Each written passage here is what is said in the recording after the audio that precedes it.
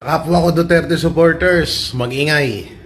Sabi niya, clones, cancer. Wala, clones lang pala tayo eh.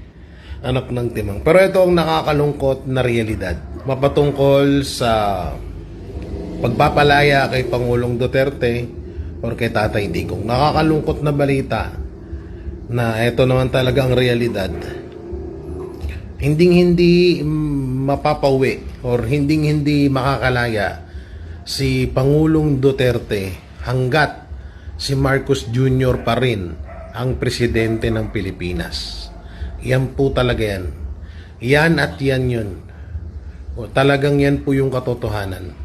Ito, yung mga hinayupak na yan, yung mga nagsasalita na yan, na clone lang daw tayo. No? Alam niyo, isa yan sa mga alagad nila. Pero yun nga ang realidad, nakakalungkot man. Pero hanggat si Marcos Jr. pa rin ang presidente ng Pilipinas, hindi makakalaya si Pangulong Duterte.